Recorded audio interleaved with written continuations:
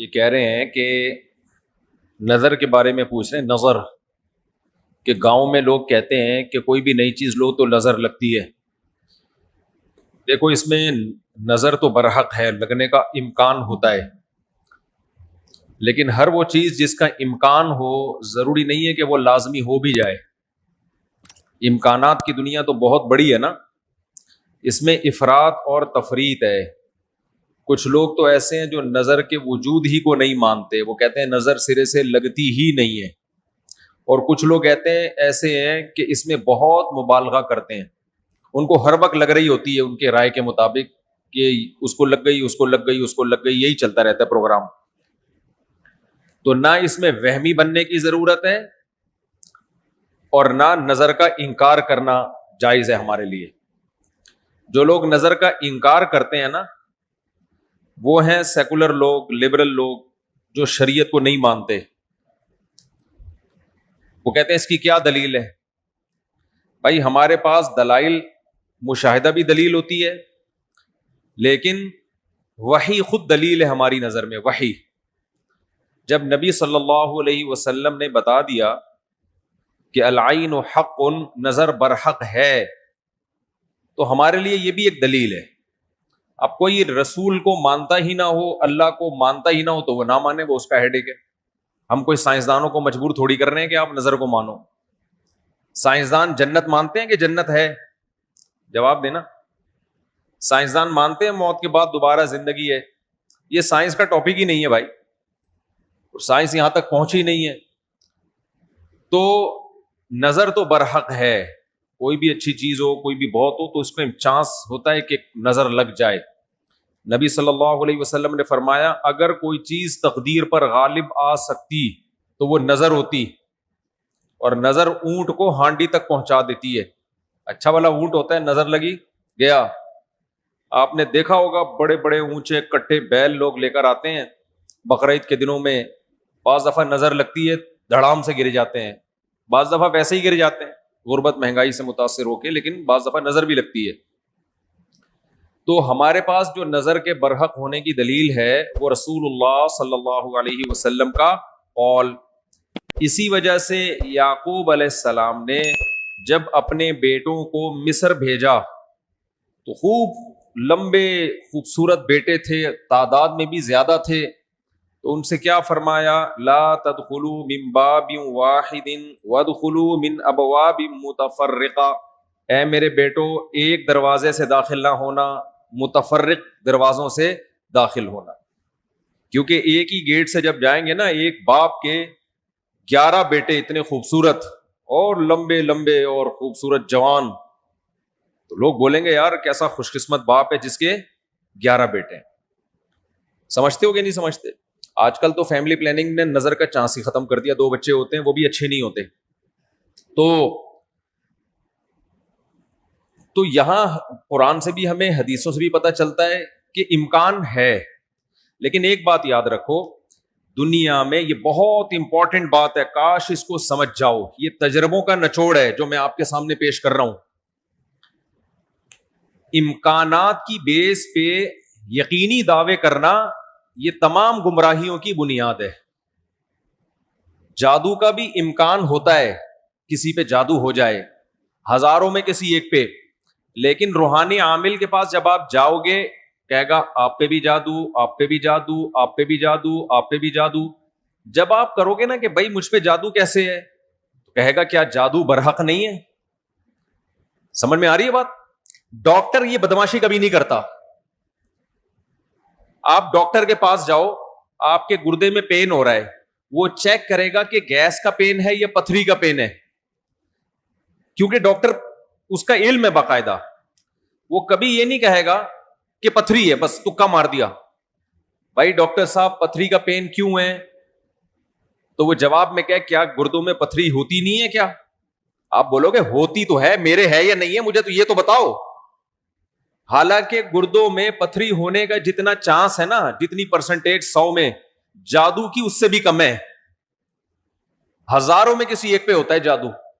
لیکن عاملوں کے پاس جب آپ جاؤ, یہاں الحمدللہ کچھ عامل ہیں جو میرے خلاف ایک فل پروپیگنڈا شروع کیا ہوا. اتنی خوشی ہوتی ہے مجھے, میں آپ کو بتا نہیں سکتا, جب عامل میرے خلاف بولتے ہیں اتنی خوشی ہوتی ہے. اور میں کہتا ہوں کمبختو, تمہارے پاس جادو, چڑیل, جن, بھوت, تم میرے خلاف بولتے کیوں؟ نقصان پہنچا دو یار تم. تو اس سے ان کا کمزور ہونا اور ثابت ہو جاتا ہے کہ ان تلوں میں تیل نہیں ہے. خیر, میں نظر کے موضوع کو مکمل کروں, کیونکہ روحانی عاملوں کی بات آتی ہے تو مجھے ان کے خلاف بولنے میں ایسا خون بڑھتا ہے میرا, ایک دم جوش میں آ جاتا ہوں. ایسا لگتا ہے کچھ نہیں بھی کھایا ہو, پاور آ جاتی ہے باڈی میں. ان کے خلاف بولنے میں مزہ بہت آتا ہے. صرف مسجد کا تقدس ہے, باہر آؤ تو اس طرح نہیں بولوں گا, انگلش میں بھی گالیاں دوں گا, پنجابی میں بھی, اردو میں بھی. یہاں بڑے بڑے عامل ہیں جو بڑے پنپ رہے ہیں, اور ہمارے بڑے بڑے مولانا جا کے نا ان کو پروموٹ کر رہے ہیں, بے شرموں کو, ان بے غیرتوں کو. خیر, فی الحال اتنی گالی کافی ہے. تو اچھا, میں کیا کہہ رہا تھا یار, عاملوں کے ٹاپک آتا ہے تو اتنی خوشی ہوتی ہے. جی ہاں, نظر کی بات کر رہا تھا میں. تو نظر میں جو ہے نا لگنے کا چانس ہوتا ہے, یہ ہے, لیکن چانس سے فائدہ اٹھا کے ہر ایک کو یہ کہنا کہ تم پہ جادو ہے, تم پہ نظر ہے, تم پہ یہ ہے. ڈاکٹر یہ کام نہیں کرتا. شوگر کا چانس ہوتا ہے آپ کو کہ شوگر ہے, لیکن یہ تو نہیں کہ ڈاکٹر جب تک کمپلیٹلی تحقیق نہ کر لے, ڈاکٹر نہیں کہے گا تمہیں شوگر ہے, تمہارے گردوں میں پتھری ہے, تمہارے پیٹ میں یہ مسئلہ ہے. حالانکہ امکانات تو ہوتے ہیں, لیکن آپ یہ جو ڈرامے باز لوگ ہیں نا روحانی عامل, ان کے پاس جاؤ گے نظر ہی لگی ہوئی ہے آپ کو. لازمی کیا لگی ہے؟ کیونکہ جب کسی کے پاس کوئی فن نہیں ہوتا, علم نہیں ہوتا, تو وہ سب کچھ جانتا ہے. پھر سمجھ رہے, ڈاکٹر کے پاس علم ہوتا ہے کڈنی کا, لہذا تحقیق کرے گا, 100 میں 2 کو کہہ دے گا تیرے گردے خراب ہیں. عاملوں کے پاس چونکہ جن, چڑیل, بھوت کا علم ہوتا ہی نہیں ہے, لہذا ہر ایک پر جن بھی ہے, چڑیل بھی ہے, اور بھوت بھی ہے, اور نظر بھی ہے, اور موکل بھی ہیں, اور ہمزاد بھی ہیں, اور پتہ نہیں کیا کیا ہے, ڈرامے بازی. سمجھتے ہو؟ جب ان کو بولو کہ کیا دلیل ہے, تو بھائی امکانات کی دنیا میں امکان کہ فلانے پہ لگ گئی تھی, فلاں پہ لگ گئی تھی, تو خوب سمجھ لو امکانات کی بیس پہ یہ کہنا کہ ابھی دیکھو ایک مولانا صاحب کا کلپ آیا, انہوں نے کہا کہ نبی صلی اللہ علیہ وسلم نے فرمایا کہ ہر بیماری کی دوا اللہ نے رکھی ہے دنیا میں, یہ صحیح حدیث ہے. پھر انہوں نے ایک دوا بتائی کہ یہ شوگر کی بہترین دوا ہے. بھائی آپ ڈاکٹر ہو, آپ سائنٹسٹ ہو, کہہ رہے میں نے یہ کہیں سے نکالی ہے. ڈاکٹر کہہ رہے ہیں شوگر ایک اسٹیج پہ پہنچنے کے بعد لا علاج ہے, یہی کہتے ہیں نا ڈاکٹر. بھائی شوگر ایک اسٹیج پہ پہنچ جائے تو وہ کیا ہو جاتی ہے, اب ٹھیک نہیں ہو سکتی, کنٹرول کرنی پڑے گی, لبلبا ٹھیک نہیں ہوگا آپ کا. لیکن انہوں نے کہا کہ دیکھو ہر بیماری کی اللہ نے شفا پیدا کی ہے, تو یہ میڈیسن, یہ کوئی دیسی نسخہ ہے, یہ شوگر ٹھیک کر دے گا. اب دلیل کیا دے رہے ہیں؟ ہر بیماری کی اللہ نے دوا پیدا کی, یقیناً کی ہے, لیکن کیا وہ آپ کو معلوم ہے؟ کیا وہ دوا یہ ہے جو آپ پیش کر رہے ہیں؟ اس کی کیا دلیل ہے؟ بھائی بہت ساری دوائیں لوگوں کو معلوم نہیں ہے. تو اب یہ سمجھیں کہ 2 انتہائی میں جلدی سے کمپلیٹ کروں اس موضوع کو, کہ نظر لگنے کا چانس ہوتا ہے, لیکن یہ نہیں ہے کہ جو بھی کوئی اچھی چیز ہوگی, کچھ بھی ہو جائے, اس کو نظر ہی لگی ہے. تو یہ وہم کی دنیا سے باہر نکلنا چاہیے. جو سیکولر لبرل لوگ ہیں جو نظر کا بالکل انکار کرتے ہیں, وہ کہتے ہیں فلاں فلاں پہ کیوں نظر نہیں لگی, وہ اتنے ہینڈسم, اتنے خوبصورت لوگ ہیں, فلاں کی آواز اتنی اچھی, ان پہ نظر کیوں نہیں لگی. تو اب اصول سمجھیں, نظر لگنے کے لیے علماء نے قاعدہ ضابطہ بیان کیا ہے, جو چیزیں مشہور ہوتی ہیں نا ان کو اکثر نظر نہیں لگتی. نظر ہمیشہ اچھمبے کی چیز کو اچانک, جیسے میں لوگوں سے کہتا ہوں بھائی آپ انتہائی غریب تھے, سائیکل بھی نہیں تھی آپ کے پاس, اچانک آپ کے پاس بہت زیادہ پیسہ آ گیا, اور علاقہ بھی وہی ہے, رہتے اسی غریبوں کے محلے میں ہو, گندے نالے پہ رہتے ہو, سائیکل پہ تھے, اچانک لینڈ کروزر آ گئی آپ کے پاس. یہ جو اچانک والا کام ہوا ہے نا, اس میں نظر لگنے کا چانس ہوتا ہے. سمجھ میں آ رہی ہے بات؟ اب دیکھو یعقوب علیہ السلام کے بیٹے مصر میں ان کے ساتھ ہی رہتے تھے, سوری مصر میں نہیں, شام میں ساتھ رہتے تھے. وہاں یعقوب علیہ السلام نے نظر سے بچنے کا یہ والا اہتمام ہمارے علم میں نہیں ہے کہ بچوں کو کہو دروازے سے الگ الگ جایا کرو, ایک ہی دروازے سے. لیکن جب مصر جا رہے ہیں نا, اجنبی جگہ ہے, وہ لوگ یعقوب علیہ السلام کے بیٹوں سے مانوس نہیں ہیں. وہاں یعقوب علیہ السلام نے کہا ایک نئی جگہ پہ جا رہے ہو, اچانک اتنے بیٹے جب لوگ دیکھیں گے نا خوبصورت, وہاں چانس ہے. تو اس سے پتہ چلتا ہے کہ اپنی نعمت کو آہستہ آہستہ ایکسپوز کرنا چاہیے. سمجھتے ہو کہ نہیں سمجھتے؟ آہستہ آہستہ کیا کرنا چاہیے؟ پہلے پہلی ہو پھر دوسری، استغفر اللہ، یعنی آہستہ آہستہ. ایک کمارا آدمی جس کو کوئی رشتہ نہیں دے رہا تھا، اچانک 4 بیویاں لے کے گھوم رہا ہے تو چانس ہوتا ہے اس کے نظر لگنے کا. اس لیے ایک دم سے نہیں، تھوڑا تھوڑا آہستہ آہستہ. پہلے پہلی ہوگی، دوسری میں کچھ پٹو گے، تھوڑی بےزتی ہوگی، تھوڑی عزت ہوگی، کچھ لڈو کچھ گالیاں مل جل کے، پھر تیسری. تو اس طرح کر کے چلانا. ٹھیک ہے؟ تو اچانک کوئی نعمت آتی ہے تو اس پہ نظر لگنے کا چانس ہوتا ہے. دوسری بات یہ ہے کہ نظر سے بچنے کے لیے جو نبی صلی اللہ علیہ وسلم نے دعائیں بتائی ہیں ان دعاؤں کا اہتمام کرنا چاہیے. اعوذ بکلمات اللہ التامہ من کل شیطان وہامہ ومن کل عین لامہ، یہ دعا پڑھنی چاہیے. اور اپنی نعمت کا اظہار ان لوگوں کے سامنے کرنا چاہیے جو آپ سے محبت کرتے ہیں، وہ خوش ہوں گے. بعض دفعہ انسان دوسرے سے محبت کے دعوے کرتا ہے لیکن جیلس ہو جاتا ہے. وہ جب آپ اس کو بتاتے ہیں نا میرے پاس اتنا پیسہ، میری ارننگ اتنی ہو گئی، تو وہ اندر اندر سے جل رہا ہوتا ہے. تو حاسد کی نظر لگنے کا چانس زیادہ ہوتا ہے. سمجھتے ہو؟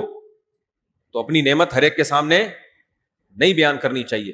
بعض دفعہ اپنی نظر بھی لگتی ہے انسان کو، تو خود پسندی میں عجب میں مبتلا نہیں ہونا چاہیے. جب بھی کوئی نعمت ہو آدمی کیا کہے؟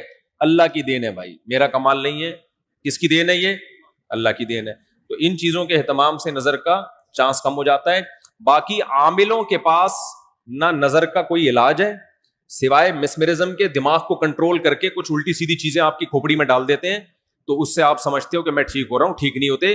آپ مینٹلی تھوڑا سا کیا ہو جاتے ہو؟ مطمئن ہو جاتے ہو. اور ان کا اپنا دماغ بھی خراب ہوتا ہے، آپ کا بھی دماغ خراب کرتے ہیں. سمجھتے ہو؟ اچھا، میں جب عاملوں کے خلاف بولتا ہوں لوگ کہتے ہیں یہ 2 نمبر عاملوں کے خلاف ہے. بالکل غلط بات. میں 1 نمبر عاملوں کے خلاف، یہ ذہن میں رکھو. 2 نمبر کو تو میں لفٹ ہی نہیں کراتا. میں ان عاملوں کے خلاف ہوں جن کو علماء بزرگان دین سمجھتے ہیں کہ بہت بڑی پہنچی ہوئی چیز ہے یہ. میں ان کو 2 نمبر سمجھتا ہوں. یہ کخ بھی نہیں کر سکتے. سمجھتے ہو؟ یہ کچھ بھی نہیں کر سکتے، چاہے امریکہ میں ہو، چاہے جاپان میں ہو، چاہے پاکستان میں ہو، چاہے کراچی میں ہو، چاہے پنجاب میں ہو، سب ایک جیسے ہیں. تو اس لیے اپنے آپ کو بچاؤ ان فضول لوگوں سے. اچھا بھائی، حضرت محمد صلی اللہ علیہ وسلم پر جادو کے اثرات سے متعلق اہل سنت کا کیا عقیدہ ہے؟ نبی پر جادو ہوا تھا، بخاری مسلم سے ثابت ہے. لیکن ہوا کیوں تھا؟ آپ کہیں گے نا ایک طرف تو آپ کہہ رہے ہیں جادو اتنی آسان نہیں ہے، ہزاروں میں کسی ایک پہ، تو پیغمبر پہ ہو گیا. دیکھو کچھ چیزیں نبی صلی اللہ علیہ وسلم کے ساتھ ایسی ہوئی ہیں جن میں کوئی حکمت تھی.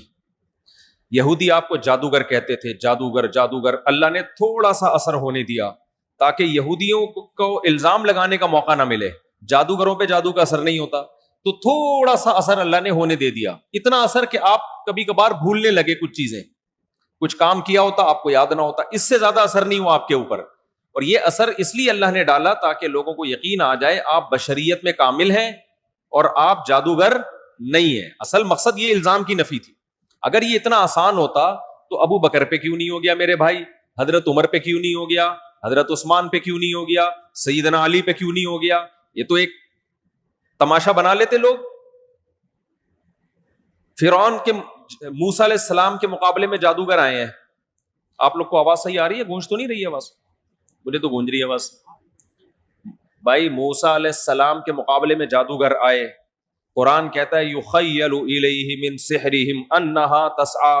جادوگروں نے دماغ کو ایسا کیپچر کیا ہے کہ دیکھنے میں ایسا لگا کہ یہ لاٹھیاں نہیں بلکہ سانپ ہیں. حقیقت میں وہ لاٹھیاں سانپ نہیں بنی تھی. دماغ میں کچھ انہوں نے ایسا کیا ہے نا کہ یخیل، خیال پیدا ہوا کہ یہ لاٹھیاں نہیں بلکہ کیا ہے؟ سانپ. دیکھو انبیاء کے دماغ کو ایسے کیپچر نہیں کیا جا سکتا، لیکن اللہ نے یہاں ہونے دیا. موسیٰ علیہ السلام کو بھی ایسا لگا کہ یہ لاٹھیاں نہیں بلکہ کیا ہے؟ سانپ ہیں. اس میں حکمت تھی نا تاکہ مقابلہ تو ہو. اب سوال پیدا ہوتا ہے جب موسیٰ علیہ السلام مقابلہ جیت گئے، فرعون نے دھمکی دی جادوگروں کے کہ تمہارے ہاتھ پاؤں کاٹ کے میں قتل کر دوں گا، تو جادوگر وہی رسیاں دوبارہ فرعون کی طرف پھینک دیتے کہ تو قتل کر کے دکھا ہمیں. کیا خیال ہے بھائی؟ یا فرعون پہ جادو کر دیتے؟ ہوا جادو فرعون پہ؟ بولتے کیوں نہیں؟ مجھے تو لگ رہا ہے آپ لوگ پہ ہو گیا. نہیں ہوا نا فرعون پہ جادو.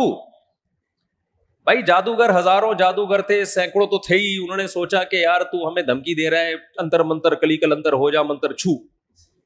یوں کرتے فرعون ٹیڑھا ہو جاتا. فرعون کی ساس کو کچھ چیزیں سکھا دیتے. کیا خیال ہے؟ جٹھانی فرعون کی زوجہ جو تھی حضرت آسیہ رضی اللہ عنہا، ان کو کہہ دیتے کہ تم اپنی ساس سے کچھ کروا دو، یا جٹھانی سے وغیرہ وغیرہ جو بھی ہے. تو ایسا نہیں ہوتا بھائی. فرعون نے دھمکی دی اور ہاتھ پاؤں کاٹ کے ان سب کو شہید کر دیا, کچھ بھی نہیں ہو سکا. ایسا نہیں ہوتا. جادوگروں کو ایک ماحول چاہیے, اسی میں وہ سب کچھ کرتے ہیں. تو یہ ہم سے زیادہ کمزور ہوتے ہیں, ان سے ڈرنے کی بالکل ضرورت نہیں ہے. دنیا میں سب سے کم اگر ڈرو نا تو عاملوں سے اور جادوگروں سے سب سے کم ڈرا کرو. جیسے کہ پولیس والے ان سے بالکل بھی نہیں ڈرتے. اکثر آپ نے دیکھا ہوگا ریڈ پڑتی ہے نا پولیس والوں کی عاملوں کے پاس, تو پولیس والے جاتے ہیں, پولیس میں جو گٹکا کھانے والا ہے نا وہ اٹھا کے لے آتا ہے عامل کو, تھانے میں بند کر دیتا ہے. عامل اس کا کچھ بھی نہیں بگاڑ سکتا. سوچو, جو عامل ایک گٹکا کھانے والے پولیس والے کے سامنے کچھ نہیں کر سکتا, وہ اس عامل کی پوری ٹیم کو اٹھا کے لاک اپ کر دیتے ہیں یہ لوگ. وہ سنگدل محبوب تمہارے قدموں میں کہاں سے لا سکتا ہے؟ وہ سنگدل محبوب تمہارے قدموں میں کہاں سے لا سکتا؟ تو یہ دنیا کے سب سے کمزور, سب سے ضعیف قوم روحانی عامل ہوتے ہیں. لیکن دماغ کا کھیل ہے سارا, تو لوگ ان سے ڈر رہے ہوتے ہیں. نہیں ڈرو تو آپ طاقتور ہو, سمجھتے ہو. آج مجھے ایسا لگ رہا ہے گلوکوز کی 3 بوتلیں چڑھا لی میں نے, اور عاملوں کے خلاف بولتا ہوں اتنی, کیونکہ عامل میرے خلاف بہت سرگرم ہو گئے ہیں آج کل. ابھی علماء کے ایک وفد گیا کسی عامل کے پاس, وہ وفد پہلے میرے پاس آیا, گپ شپ ہوئی, بیٹھے, میں نے ان کو رات کو کھانے کی دعوت دی. انہوں نے کسی سے ملنے جا رہے تھے, مجھے نہیں پتا کسی عامل کے پاس گئے. اس عامل نے میرے خلاف اتنا بولا کہ انہوں نے میری دعوت ہی کینسل کر دی کہ یار یہ مفتی صاحب تو 2 نمبر ہے معاذ اللہ. انہوں نے اپنی طرف سے اس عامل کی باتوں میں آ کے, تو جب انہوں نے کسی نے مجھے بتایا, میں نے کہا اچھا ہے, اللہ نے تمہاری قسمت میں یہ عامل رکھے ہوئے ہیں, تم جیسے فضول لوگوں سے اللہ نے مجھے نجات دے دی, تاکہ میرا کھانا تمیز والے عقل مند لوگ کھائیں. جو عاملوں سے متاثر ہو تو اس بیچارے کا مینٹل لیول کیا ہوگا آپ سوچو. میں نے کہا ہمیں ایسے مولویوں کی بالکل بھی ضرورت نہیں ہے جن کا مینٹل لیول یہ ہے کہ چڑیل بھوت بھگانے والوں سے متاثر ہو کے آتے ہیں.